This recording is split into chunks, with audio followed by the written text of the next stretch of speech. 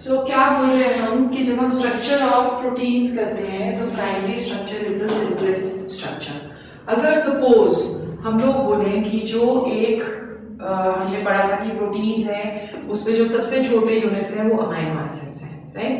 तो amino acids जो है in this case they follow a kind of one single linear chain, right. तो जैसे फॉर एग्जांपल अगर हमने प्राइमरी स्ट्रक्चर शो करना है तो हम प्राइमरी स्ट्रक्चर इस तरह से शो कर सकते हैं। It's a linear chain in which each of this ball ये रिप्रेजेंट कर रहा है एक अमाइनो एसिड। ओके, सो आप लिख सकते हो the primary structure is the sequence in which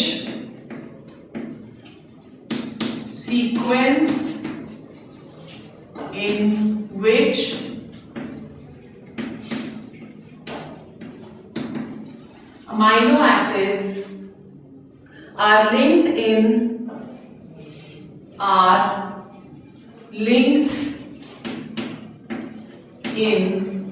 one or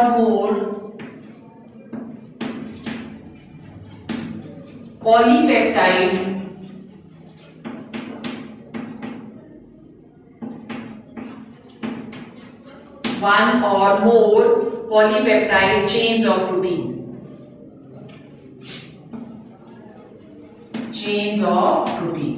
As I just told you कि ये जो है ये सबसे सिंपलेस्ट फॉर्म ऑफ स्ट्रक्चर है और इस स्ट्रक्चर को डीनेचर नहीं किया जा सकता, ठीक है। Simplest structure it can not be denatured. Denatured का मतलब होता है कि इस स्ट्रक्चर को हम आप कह सकते हो तोड़ नहीं सकते, इस स्ट्रक्चर को हम डीफॉर्म नहीं कर सकते, उसको हम डीनेचर्ड बुलाते हैं, ठीक है। सो प्राइमरी स्ट्रक्चर को हम फर्दर छोटा नहीं तोड़ सकते। That is what denaturation of protein is. Okay, the next point you can write now, primary structure किसका है? इंसुलिन। इंसुलिन का जो स्ट्रक्चर है that is a primary structure. क्या है इंसुलिन? क्या करती है ये? It regulates the body sugar, ठीक है। सो इंसुलिन इज अ प्रोटीन जो कि कहां से सोर्स थायराइड ग्लैंड्स में होती है ना ये, और ये रेगुलेट करती है हमारी blood sugar. So insulin is an example of primary structure, ठीक है। Now change in even one amino acid, पर ऐसा होता है कि अगर सपोज इसमें 13 अमाइनो एसिड्स हैं, ओके, और इन 13 अमाइनो एसिड्स में कोई एक इसका जो अमाइनो एसिड है वो चेंज हो गया। अगर कोई भी एक अमाइनो एसिड का यूनिट चेंज हो जाता है तो इसकी प्रॉपर्टीज भी चेंज हो जाती है, ठीक है। So we can write that change in even one amino acid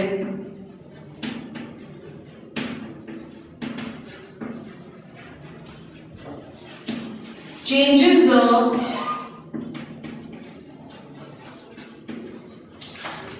properties of the protein, changes the property of the protein, ठीक है। जैसे फॉर एग्जाम्पल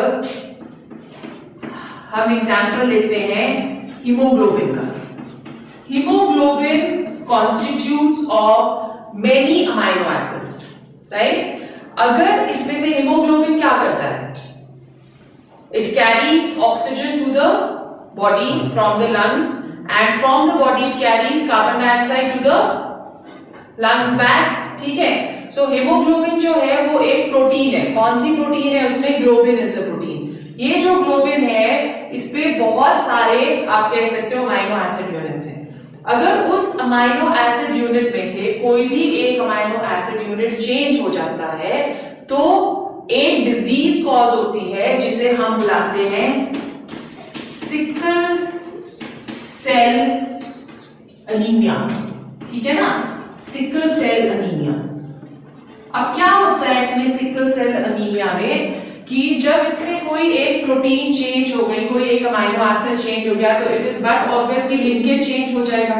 लिंकेज अगर चेंज होता है तो जो रेड ब्लड सेल्स होते हैं वो सिकल का शेप ले लेते हैं। सिकल क्या होता है? It's like a crescent moon, है ना, ऐसी शेप आती है इसकी, राइट। अब ये वाला जो सिकल सेल बनता है आरबीसी का, इसको कैपिलरीज में से ट्रांसफ्यूज होने में दिक्कत होती है, उसकी वजह से ऑक्सीजन की जो सप्लाई है वो बॉडी के अंदर कम हो जाती है, right. So this is what the change in amino acid unit is going to do. Second जो स्ट्रक्चर इसका है, जो थोड़ा सा कॉम्प्लेक्स स्ट्रक्चर हो गया, that is known as secondary structure. Secondary structure of protein.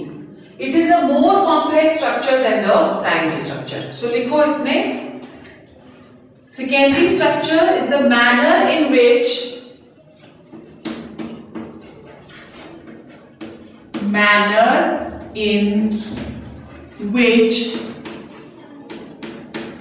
polypeptide chains are arranged.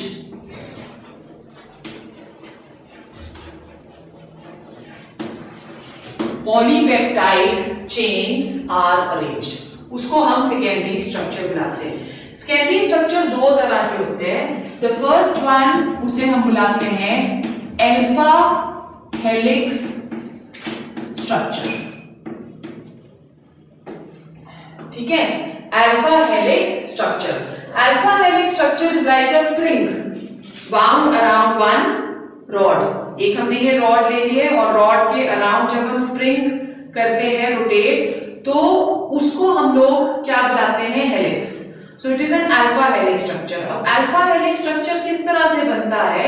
वो ऐसे बनता है कि there is hydrogen bonding between the amide and the C double bond O, ठीक है, of the same amino acid, कि एक amino acid में जो C डबल बॉन्ड O होगा और जो अमाइड होगा, उन दोनों के बीच में हाइड्रोजन बॉन्डिंग हो जाती है। उसकी वजह से वो एक कंप्रेस्ड सा स्ट्रक्चर बना देते हैं, जिसे हम अल्फा हेलिक्स स्ट्रक्चर बुलाते हैं, ठीक है। सो लिखो इसमें, it is due to formation of hydrogen bonds, due to formation of hydrogen bonds in amides, hydrogen bonds in amides of the same chain,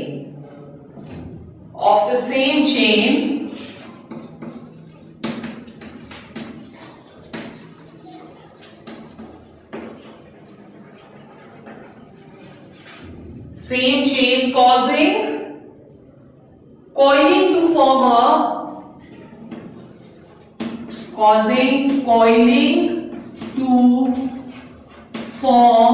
a spiral structure, ठीक है।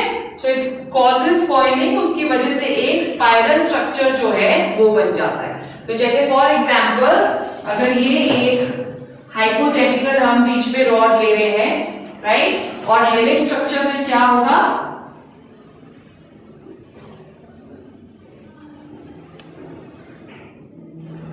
इस तरह का एक स्ट्रक्चर इसमें बनता है, राइट। सो वी हैव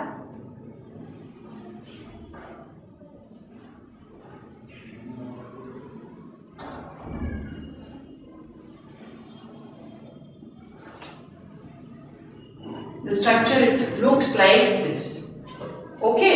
अब इसमें जब हम बॉन्डिंग दिखा रहे हैं, तो सपोज ये हमारे पास C डबल बॉन्ड O आ गया, तो ये बॉन्डिंग किसके साथ करेगा? हाइड्रोजन बॉन्डिंग बनाएगा NH ग्रुप के साथ, ठीक है, NH के साथ इसने बॉन्डिंग बना दी। उसी तरह से अगर यहाँ पे हमारे पास C डबल बॉन्ड है, तो ये फिर से बॉन्डिंग किसके साथ बना देगा? NH के साथ, राइट। तो इस तरह से ये सिंगल अल्फा हेलिक्स स्ट्रक्चर जो है वो फॉर्म हो जाता है। अब इस स्ट्रक्चर को हम बुलाते क्या है? This structure is known as 3.6 3.6 13 helix, 3.6 13 helix. ठीक है, मतलब क्या हुआ इसका, लिखो each turn of helix contain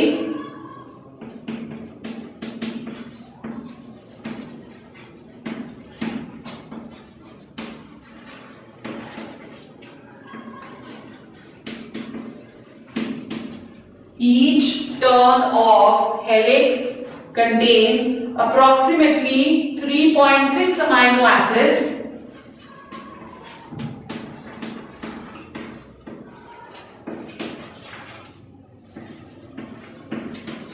approximately 3.6 amino acids and a 13-member ring is formed, and a 13-member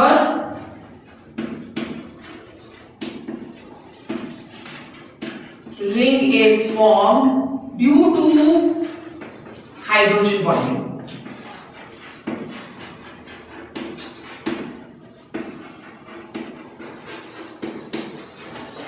Due to hydrogen bonding. ठीक है, समझ आ गया कि क्या हो रहा है यहाँ पे, कि हाइड्रोजन बॉन्ड हो रहा है between the C double bond O and amide of the same amino acid. उसकी वजह से ये एक स्पाइरल स्ट्रक्चर बना देता है। ओके, अब जब ये स्पाइरल स्ट्रक्चर जो बनता है अल्फा हेलिक्स स्ट्रक्चर, इसे हम बुलाते हैं 3.6 13 हेलिक्स। क्यों? क्योंकि हर एक जो टर्न है, जैसे ये एक टर्न हो गया, तो इस टर्न में अप्रोक्सीमेटली 3.6 अमाइनो एसिड्स हैं और एक 13 मेंबर रिंग बनता है। जब हम इसको 3 डायमेंशनल में शो करेंगे तो it will give us the exact. 2 dimension में शो करना थोड़ा सा डिफिकल्ट हो जाता है, तो 13 मेंबर रिंग बनाता है। क्यों? Because of this kind of hydrogen bonding. Okay, so second जो इसका स्ट्रक्चर आता है that is known as beta pleated structure. Beta pleated structure, अब जैसे नेम इटसेल्फ सजेस्ट कर रहा है, ये प्लीट्स की तरह एग्जिस्ट करेगा। जैसे साड़ी के फॉल्स होते हैं ना, ड्रेप करते हो आप साड़ी के फॉल्स ऐसे ऐसे करके, तो उसकी एक एक फॉल हमारे को अलग अलग नजर आती है, तो इसलिए हम इसको बीटा प्लीटेड स्ट्रक्चर बुलाते हैं। ओके, सो इसमें लिखो all peptide chains are stretched, all peptide chains are stretched out to nearly maximum extension and then laid maximum extension and then laid side by side in a zigzag manner to form a flat sheet.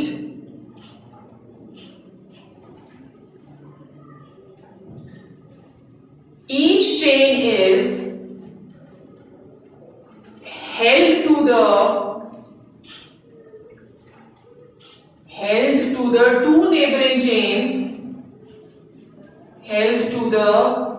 two neighboring chains, by hydrogen bond.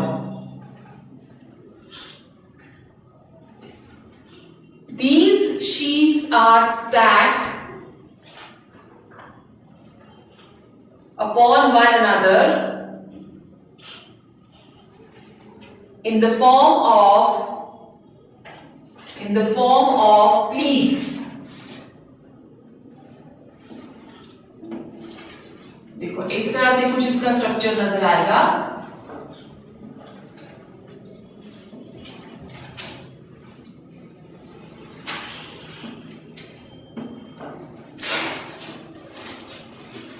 जब आप pleats को बोलते हो, जैसे आप उसका fan नहीं बनाते हो,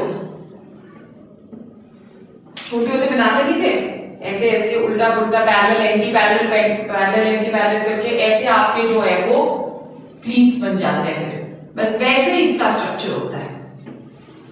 ये आ गया। ओके, अब इसमें बॉन्डिंग किस तरह से हम लोग शो कर सकते हैं? हम दो तरह से बॉन्डिंग शो कर सकते हैं। जैसे कि अगर एक हमारा अमाइनो एसिड का यूनिट इस साइड है और सेम ही अमाइनो एसिड का यूनिट इस साइड है, अगर दोनों साइड सेम अमाइनो एसिड्स के यूनिट आते हैं तो उसे हम बुलाते हैं पैरेलल अरेंजमेंट।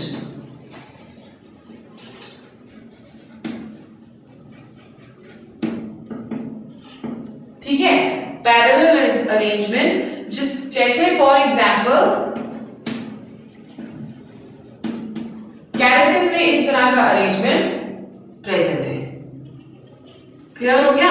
सो हो रहा क्या है कि हमारे पास आ गया CH, ये प्रोटीन आ रही है, RCH अमाइनो एसिड का एक यूनिट आ गया, फिर उसके बाद C डबल बॉन्ड O यही आता है और NH ये आ गया। This is one unit. अब जो सेकेंड यूनिट इसकी है वो हाइड्रोजन बॉन्डिंग बना देगी किसके साथ? सेकेंड वाले H के साथ, और बाकी जो हमारा आएगा आप देखो C double bond O CH and R. So both the units they are placed together. जो हाइड्रोजन बॉन्डिंग है that is between this unit and this unit. The C double bond O, oxygen of the first amino acid and hydrogen of the amine of the second amino acid. ठीक है, इसे हम लोग parallel arrangement बनाते हैं। Anti parallel arrangement में ये वाली जो चीज है ये उल्टी हो जाती है, NH ऊपर की साइड आ जाएगा। ठीक है, so the another arrangement which we can have उसे हम बुलाएंगे anti parallel arrangement, right? So anti parallel arrangement जो है that is found in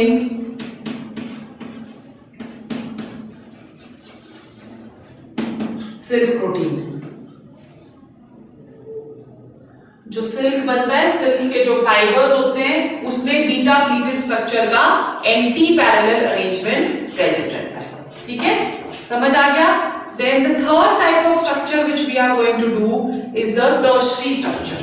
The third type of structure that is tertiary structure. ठीक है, so tertiary structure किस तरह से arise होता है? देखो, it arises due to folding, coiling and bending. Folding, coiling and bending of the polypeptide chain.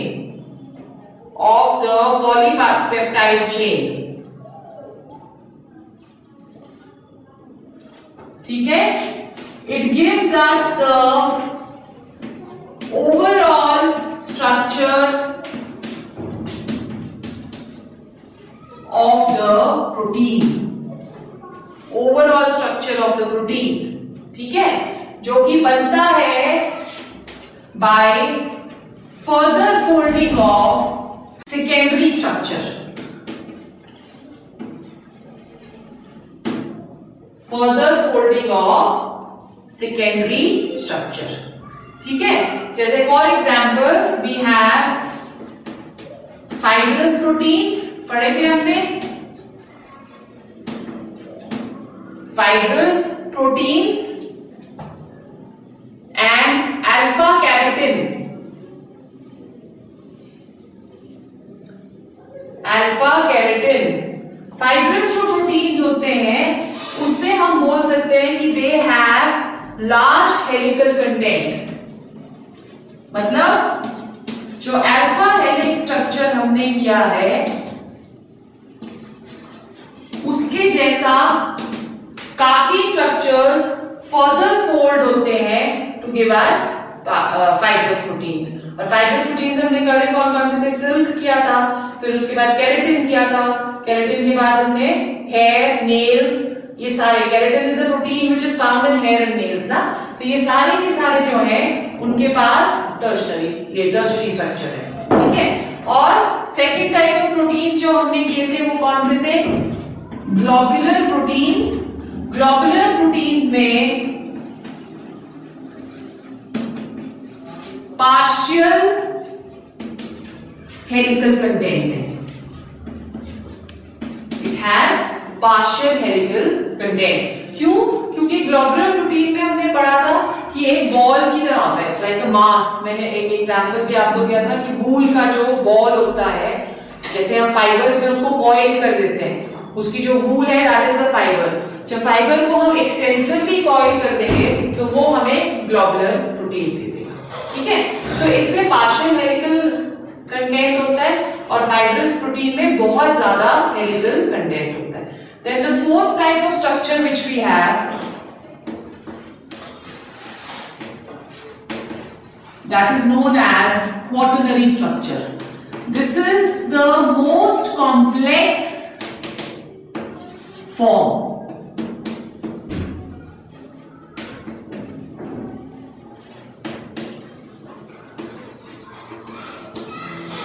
It is the most complex form, right?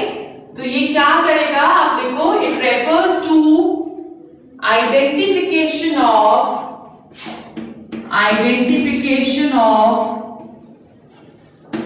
subunits and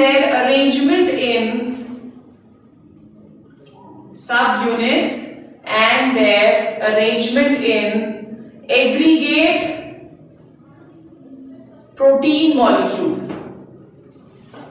and their arrangement in aggregate protein molecule, ठीक है। Example is haemoglobin. ये जो हम ऊपर सब units identify कर रहे हैं, ये सब यूनिट्स सेम भी हो सकते हैं और ये सब यूनिट्स डिफरेंट भी हो सकते हैं। जैसे हीमोग्लोबिन जो है उसके पास 2 आइडेंटिकल अल्फा चेन्स है, ठीक है। It consist of 2 same alpha chains, also it contains 2 same beta chains. So hemoglobin जो पूरी की पूरी स्ट्रक्चर है वो क्वाटर्नरी स्ट्रक्चर हेमोग्लोबिन का, उसके पास 2 same alpha chains and 2 same beta chains. अगर हम इन सारे टाइप ऑफ, आप बोल सकते हो, स्ट्रक्चर्स को डिफरेंशिएट करना चाहें, क्योंकि अगर हम ऐसे थ्योरेटिकली देख रहे हैं तो हमें नहीं पता हेमोग्लोबिन का स्ट्रक्चर क्या है, नॉट एट दिस स्टेज ना। तो अगर हम सिंप्लीफाई करना चाहें, हम सिर्फ देखना चाहें कि क्या उनका स्ट्रक्चर है, तो हम उन्हें diagrammatically, as I just give you, उसका स्ट्रक्चर प्राइमरी का, तो प्राइमरी का जो स्ट्रक्चर है उसको हम इस तरह से रिप्रेजेंट कर सकते हैं, ठीक है। सेकेंडरी का जो है that is coiling of this structure ना। तो अगर कॉइल होएगा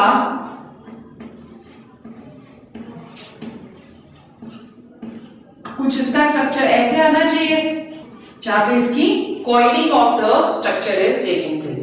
this is the secondary structure.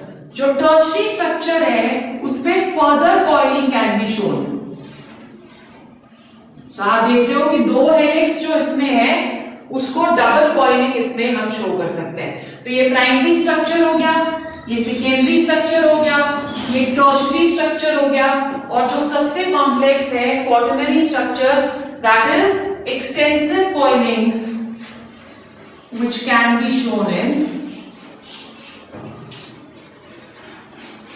This manner, right. It is extensive coiling जहां पे फोल्ड्स पे फोल्ड्स जो है वो बढ़ते चले जा रहे हैं, and it is the most complex structure of proteins, ठीक है। सो सिंप्लीफाई करने के लिए हम इसको इस तरह से शो करते हैं। अब उसके बाद आपका एग्जामिनेशन पॉइंट ऑफ व्यू से एक बहुत इंपॉर्टेंट टॉपिक आता है which is known as native structure of protein and its denaturation. Okay, native state and denaturation. Native state क्या हुई? Native state is the most stable form of a protein. Okay, so हम लोग बोलते हैं कि जैसे हमने करा था कि जो अमाइनो एसिड है उसमें ज्विटर आयन करा था ना हमने, तो जो सबसे स्टेबल स्ट्रक्चर वो ज्विटर आयन बनाएगा उसे हम नेटिव स्टेट बुलाते हैं। So native state is the most stable structure of a protein. Most native या मोस्ट स्टेबल स्ट्रक्चर। अब जो स्टेबल स्ट्रक्चर होता है एक किसी भी प्रोटीन का, वो होगा at some optimum temperature, some optimum pH, उसके अंदर कोई भी और केमिकल्स इंट्रोड्यूस नहीं होने चाहिए। जैसे अगर हम प्राइमरी स्ट्रक्चर कर रहे हैं तो प्राइमरी स्ट्रक्चर हमने सिंगल रो शो किया है, वो उसका नेटिव स्ट्रक्चर है, राइट। जैसे हमने बोला कि अगर कोई भी डिस्क्रिपेंसी हो जाती है हीमोग्लोबिन में तो सिकल सेल अमोनिया हो जाता है, सॉरी अमोनिया नहीं, अनीमिया हो जाता है, सिकल सेल अनीमिया हो जाता है। तो यहाँ पे भी हम बोलते हैं कि अगर किसी भी एक स्टेबल स्ट्रक्चर में कोई भी एक गड़बड़ हो जाए तो उसे हम क्या बुलाते हैं, उसे हम डीनेचुरेशन ऑफ अ प्रोटीन बुलाते हैं, ठीक है। So how do we define denaturation? ये बहुत इंपॉर्टेंट क्वेश्चन है, 1 मार्क का आ सकता है। It is a process that changes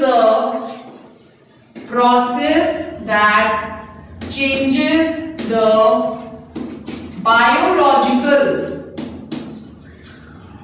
biological properties of proteins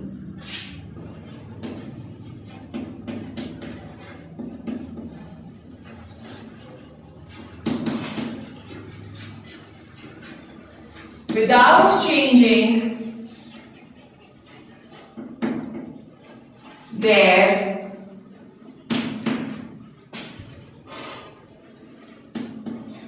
chemical composition.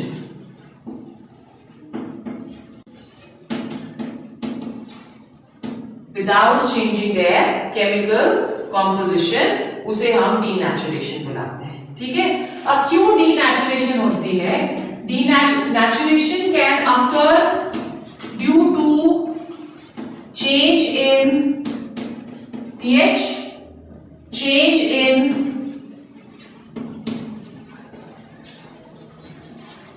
temperature, presence of salts,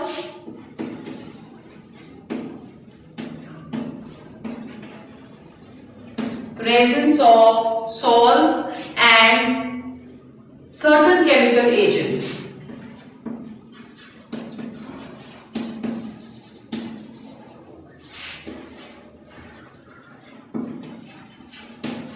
ठीक है, एग्जाम्पल्स जो डीनेचुरेशन के हैं, द फर्स्ट एग्जाम्पल इज कि जब आप बॉईल करते हो एक एग को तो आप देखते हो कि जो उसका एल्बुमिन है वो हार्ड हो जाता है, the white part of the egg, उसे हम एल्बुमिन बुलाते हैं। वो जब आप रॉ एग देखते हो तो रॉ एग में, कच्चे अंडे में क्या होता है, वाइट है ना वो, the white part, the liquidy part, ठीक है। जब आप उसको बॉईल करते हैं तो वो जो लिक्विडी पार्ट है वो वाइट हो जाता है, राइट, ट्रांसपेरेंट से इट बिकम्स वाइट। सो वो क्या है, डीनेचुरेशन, और उसे हम क्या बुलाते हैं, it is known as coagulation of egg white on boiling.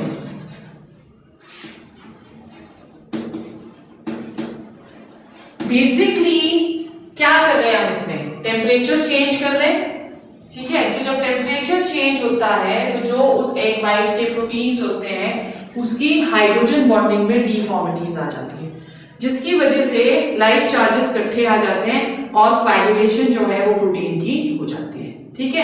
Another example जो हम कर सकते हैं, that is making of curd from milk. Milk में जो प्रोटीन होती है दैट इज लैक्टोस, है ना, मिल्क प्रोटीन हम उसी को बुलाते हैं लैक्टोस।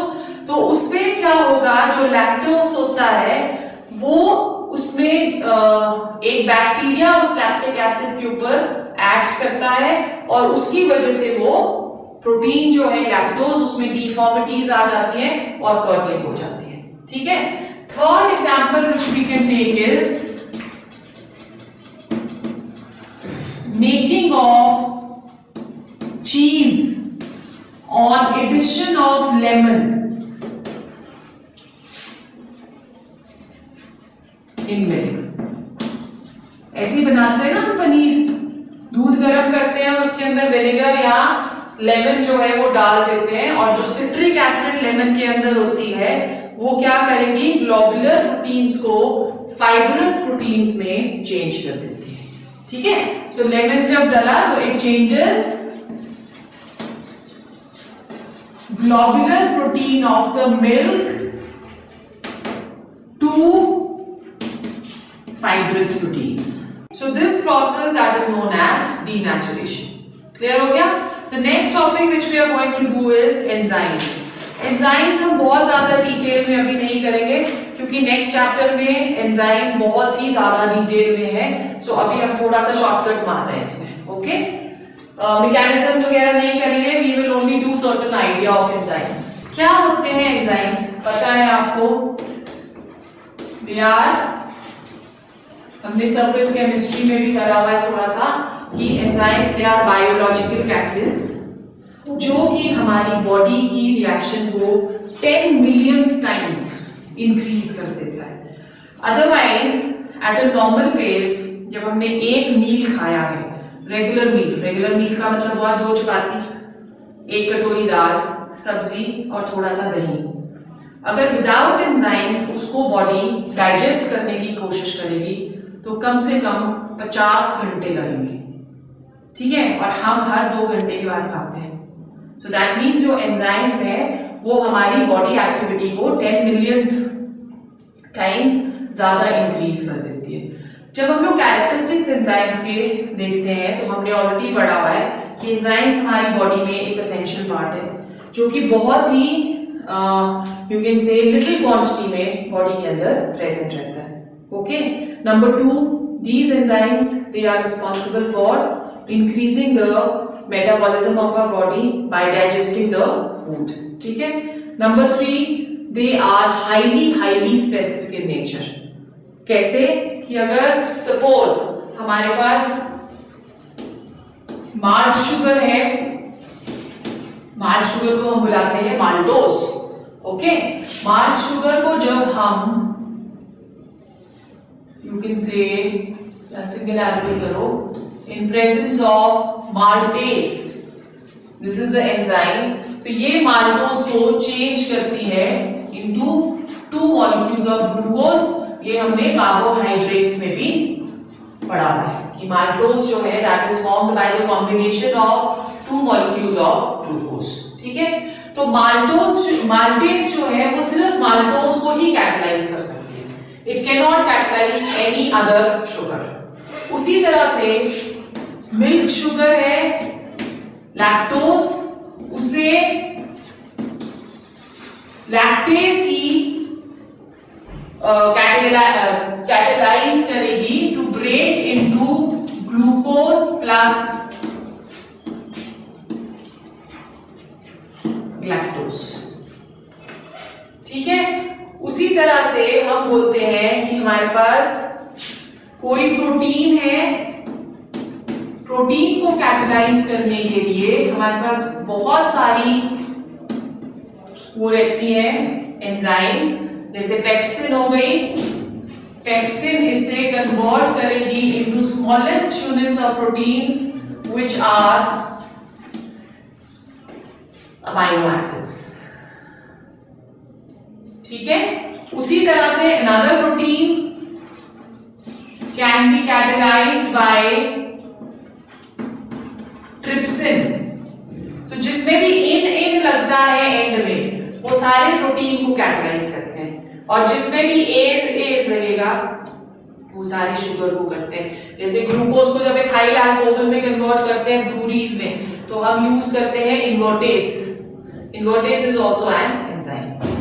ठीक है, so they are highly specific in nature। very important, मैंने आपको ये पहले भी बताया शायद कि ऑप्टिमम टेम्परेचर जो चाहिए होता है, the optimum temperature required that is equal to 37 degree Celsius,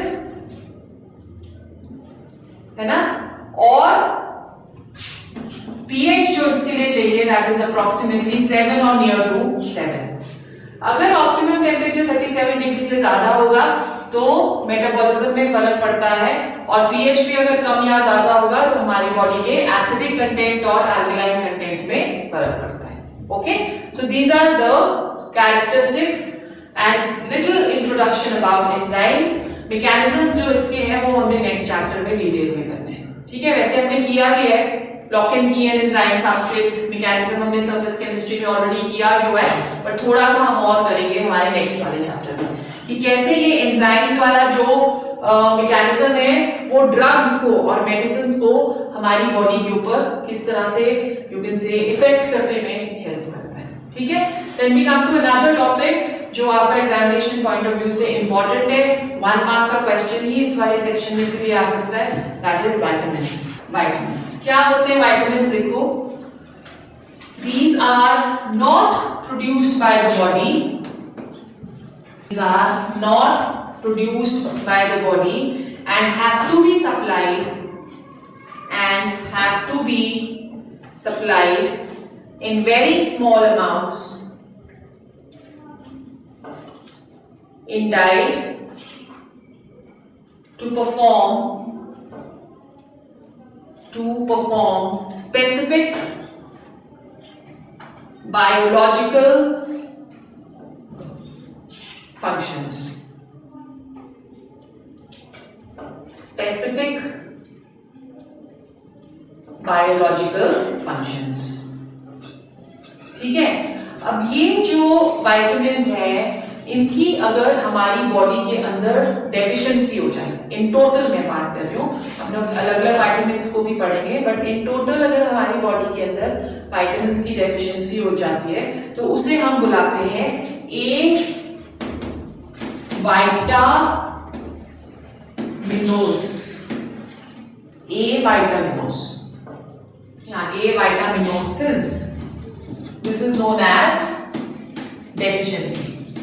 अब आपने देखा होगा कि कई लोगों को आदत होती है बेफालतू में मेडिसिन खाने की, होती है ना, यू मस्ट हैव सीन कि वो डाइनिंग टेबल के ऊपर 5-6 विटामिन्स पड़े हुए हैं, लिव 52 भी खाना है और विटामिन ए भी खाना है, विटामिन ई खाना है फॉर गुड स्किन, लेडीज को स्पेशली, ठीक है, बी कॉम्प्लेक्स खाना है, क्योंकि कुछ भी हमारी बॉडी के अंदर कोई डेफिशिएंसी उनको नजर आ रही है तो without the prescription written by the doctor वो लोग ये जो विटामिन्स हैं उनको कंज्यूम करेंगे। अगर इन विटामिन्स को हम लोग एक्सेस में भी कंज्यूम करेंगे तब भी हमारे को डेफिशिएंसीज डिजीजेस हो जाती है, और इन डिजीजेस को हम क्या बुलाते हैं? They are known as hypervitaminosis, right? So hypervitaminosis is due to excess consumption of vitamins. Okay? हम क्लासिफाई करते हैं vitamins को into number 1 water soluble। water soluble वो हुई जो कि हमारी बॉडी में वाटर में बहुत हाई कंटेंट में डिसॉल्व हो जाती है। As a result of that ये रिटेन नहीं हो पाती बॉडी के अंदर, क्योंकि ये यूरिन के थ्रू बॉडी में से एलिमिनेट हो जाती है, ठीक है। So water soluble they have to be given as you can say regular supply to the body, क्योंकि ये बॉडी से निकलती जाएंगी, ओके। और जो वाटर सॉल्युबल है they are only two, one is B complex and the other one is vitamin C. तो इन दोनों को अगर आप कितनी भी क्वांटिटी में खा लोगे, बी कॉम्प्लेक्स को और विटामिन सी को, ये कभी भी हमें हाइपर विटामिनोसिस नहीं कर सकते। क्यों? क्योंकि हम जितनी खाएंगे हमारी यूरिन के थ्रू, क्योंकि वाटर में डिसॉल्व हो जाती है तो यूरिन के थ्रू बॉडी में से एलिमिनेट हो जाती है। That is the reason why it is said कि विटामिन सी हमें बहुत ज्यादा कंज्यूम करनी चाहिए, बिकॉज उससे हमारे को इन्फेक्शंस, जो एंटीबॉडीज हमारी होती है वो इन्फेक्शंस को प्रॉपर्ली फाइट कर सकते हैं, ठीक है। और विटामिन सी के लिए सिट्रस फ्रूट्स जो है they are one of the best options. आंवला में विटामिन सी बहुत ज्यादा होता है, ओके। जो बी कॉम्प्लेक्स है वो हम अभी आगे पढ़ेंगे, लीफी वेजिटेबल्स हो गए, मीट हो गया, आप जितने भी सोर्सेज इसके पढ़ोगे विटामिन्स के, उन सब में आप देखोगे कि leafy vegetables, milk and meat, these are the 3 things which have all the vitamins present, okay। second type of जो vitamins होते हैं दे आर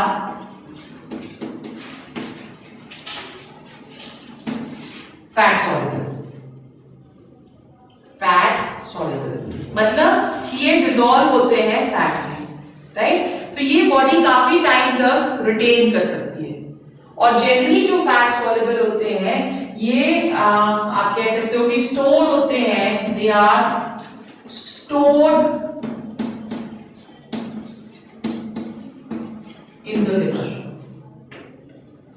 ठीक है। और लिवर में जो दो विटामिन्स सबसे ज्यादा स्टोर होते हैं, they are A and D, A and D, ठीक है। सो ये वाले फैट सॉल्युबल विटामिन्स आपके कौन से हो गए, ए डी ई के, ये फैट सॉल्युबल है,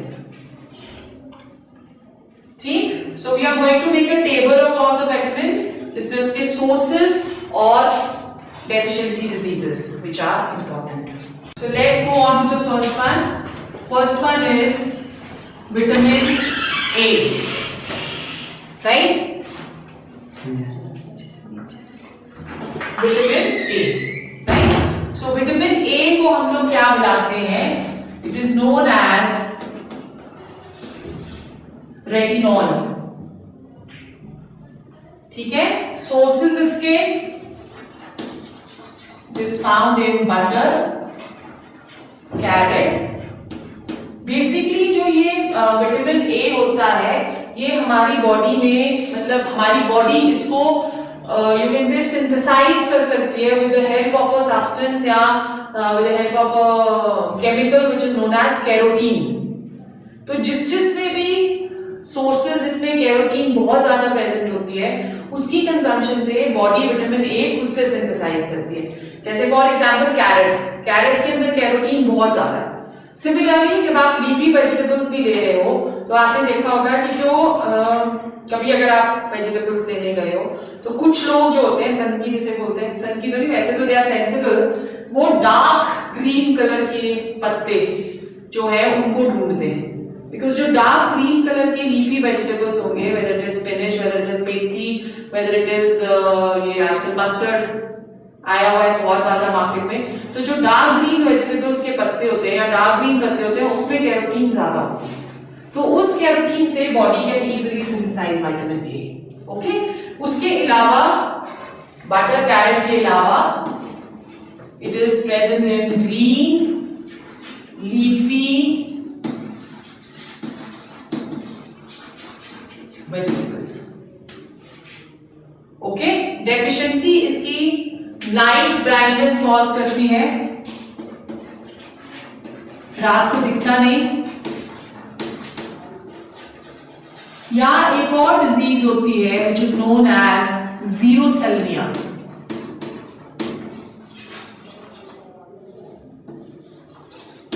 right?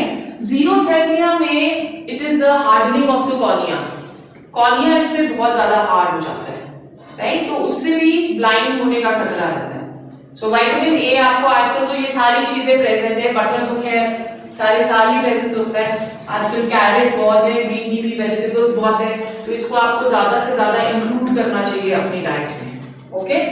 इवन कैरेट तो अगर आप कच्ची भी एज अ सैलेड खाओगे it's very very good for your eyes. मेरे को और विमल को ज्यादा खानी चाहिए, है ना, ओके। सेकेंड जो हमारी विटामिन है that is vitamin B1. This is known as thiamine, thiamine. अच्छा, विटामिन ई को ना एक और भी नेम देते हैं, it is also known as bright eyes vitamin, because eyes के साथ लिंक्ड है, तो मैंने पढ़ा है शायद कहीं, it is known as bright eyes vitamin, right. अब विटामिन B1 क्या करती है, ये हमारे आप कह सकते हो एपेटाइट इंक्रीज करती है, हमको भूख ज्यादा लगाती है, ओके। सो इसलिए इस विटामिन को हम एपेटाइट विटामिन भी बुलाते हैं।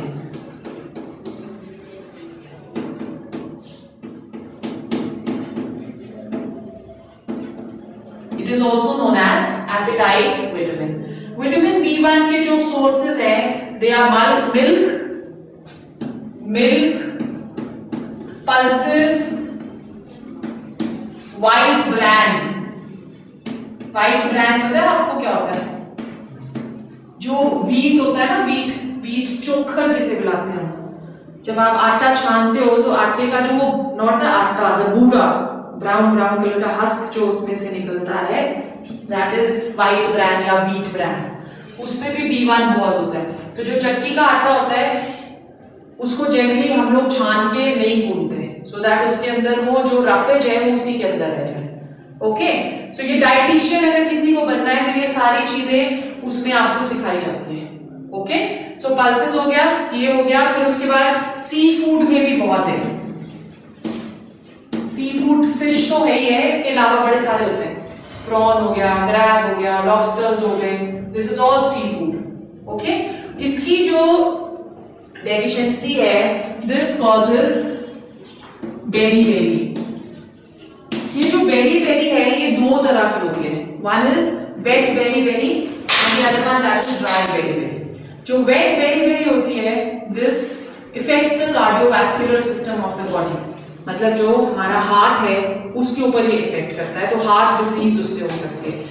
Whereas जो ड्राई बेरी होती है वो ब्रेन को हिट करती है। सो नर्वस सिस्टम के साथ जितनी भी डिफॉल्टर्स प्रेजेंट है, that is due to the deficiency of this vitamin B1. Okay, the next is vitamin B2. Vitamin B2 को हम बुलाते हैं riboflavin. Again sources I am not going to repeat, अगर कुछ अलग होगा तो sources are the same. Meat है इसमें, होल ग्रेन्स, पल्सेस। सबसे ज्यादा जो फाइंड होती है ये जो लोग नॉनवेज खाते हैं, कलेजी, liver and dry east. Bread वगैरह में डलती है ना ड्राई ईस्ट, इसमें सबसे ज्यादा होती है विटामिन B2। और इसकी जो डिजीज है वो किलोसिस इज द डिजीज जो कि इसकी होती है। किलोसिस इज, आपने देखा होगा कईयों के जो फिशर्स हो जाते हैं इधर लिप्स की साइड, बार फटती रहती है, यहाँ पे क्रैक्स आने लग जाते हैं, स्किन पे क्रैक्स आने लग जाते हैं, वो जो डिजीज है उसको हम किलोसिस बुलाते हैं, राइट। कईयों को एक और इसमें स्पेशल डिजीज होती है which is known as photophobia.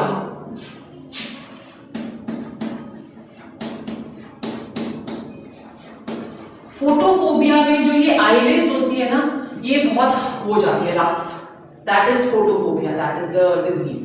Okay, so basically vitamin B2 जो है वो हमारी स्किन के साथ रिलेटेड जो डिजीजेस होंगी वो कॉज करती हैं। Okay, next is vitamin B4। Vitamin B4 is known as niacin. It is found in, सब में होती है, it will be found in milk, fish, legumes और बहुत ज्यादा क्वांटिटी में पोटैटोज में, राइट। इसकी जो डेफिशिएंसी डिजीज है उसे हम बुलाते हैं पेलिग्रा। पेलिग्रा इज रेगुलर डायसेंट्री। बार जो है वो उसको स्टमक अपसेट हो जाता है जो पेशेंट होता है, और कई बार बहुत ज्यादा नौजिया और बहुत ज्यादा डायसेंट्री होके जो वाटर हमारी बॉडी से है वो एलिमिनेट हो जाता है, it can also cause death. ठीक है, फ्रीक्वेंट जिनको डायसेंट्री होती है they are suffering from this disease, pellagra. Next is vitamin B6।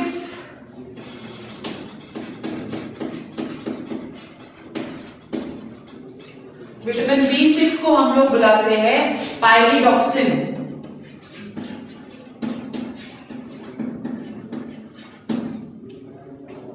Pyridoxine. This is found in meat, fish, egg yolk, cereals, दलिया इन सब में होते हैं। ठीक है, ये कॉज करती है एनीमिया एंड कन्वर्जेंस। कन्वर्जेंस क्या होता है बेसिकली कि कई बारी किसी पेशेंट्स में जैसे हार्ट बीट है वो मिस हो जाती है। फॉर एग्जाम्पल हम बोलते हैं कि 72 टाइम्स हमारा हार्ट बीट करता है इन 1 मिनट, ठीक है। तो कई बार क्या होता है कि उसने हार्ट में 10 बीट्स ली, उसके बाद एक बीट जो है वो मिस हो गई, तो उसमें कन्वल्ज हो जाता है, मतलब योर हार्ट इट गोज एकदम से कॉन्ट्रैक्ट होगा एंड यू कैन फील कि आपकी बॉडी जो है वो सिंक कर रही है। I have gone through this disease so I know how it feels. जैसे उस वक्त लगता है कि you just about to die, एकदम से लगता है बॉडी पूरी आपकी एनर्जी खत्म हो गई एंड देन हार्ट बीट फिर से शुरू हो जाती है। कईयों की तो जैसे 1 या 2 मिस हो तो डजंट मैटर, बट कईयों की 10 बीट के बाद 6 बीट्स मिस हो जाती है। सो वो लोग फिर फेंट हो जाते हैं, they have to be given oxygen and heart has to be pumped again. Okay, so उसे हम कन्वल्जन बुलाते हैं। एंजाइटी से भी हो जाता है ये कई बार, पर इसकी डेफिशिएंसी से ज्यादा होता है विटामिन B6। फिर उसके बाद 6th जो है that is vitamin B12, cyanocobalamin.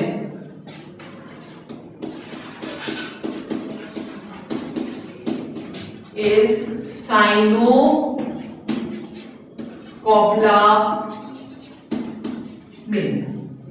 Cyanocobalamin. This is found in liver,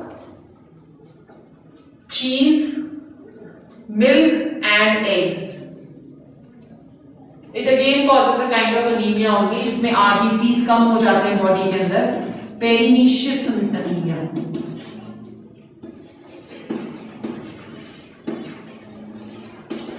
It is known as pernicious anemia, right? Then the next one is vitamin C. ऊपर लिख दूं? विटामिन सी सिट्रस फ्रूट्स में होते हैं, but सबसे ज्यादा content as I just told you is in आंवला। आंवला में विटामिन सी सबसे ज्यादा होती है, टोमेटोज में भी होते हैं, जिसमें भी कुछ भी खट्टा होगा तो it has vitamin C, right. इसकी जो डेफिशिएंसी डिजीज है that is scurvy. Scurvy is bleeding gums, right. Gums जो है वो आपने देखा होगा कई लोगों में ब्लीड करते हैं, that is the disease which is known as scurvy. Then next जो है that is vitamin D. Vitamin D, vitamin D को हम बुलाते हैं कैल्सीफेरोल। विटामिन सी को हम क्या बुलाते हैं? Ascorbic acid.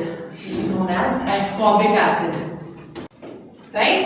और विटामिन डी को हम बुलाते हैं calciferol. Calciferol, right. It is found in cod liver oil, butter, milk, egg yolk. सबसे ज्यादा सनलाइट में विटामिन डी, और इसकी जो डेफिशिएंसी डिजीज है दैट इज रिकेट्स, डिफॉर्मेशन और weakening of the bones, right. Weak हो जाते हैं बोन्स इससे, तभी बोलते हैं ना कि धूप सेको। Then next is vitamin E.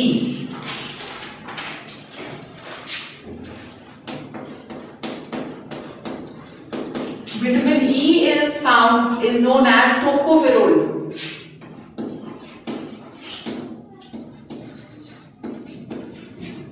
Known as tocopherol. It is found in milk, tomatoes and eggs. Disease इसकी है loss of sexual power for reproduction. ठीक है? The next is vitamin K, phylloquinone.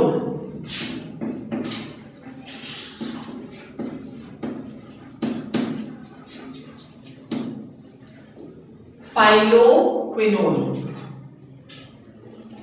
This is again found in milk, eggs, cereals, इन सब में होता है।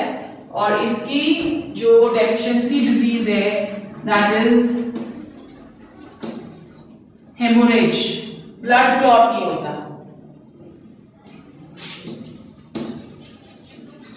Clotting of blood does not take place. This is a very, very dangerous disease.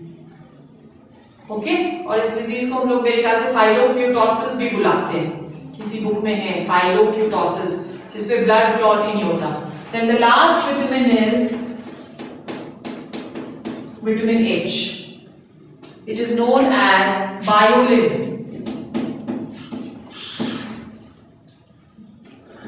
Biolin. It is found in yeast, liver and kidney. इसकी जो deficiency disease है that is loss of hair,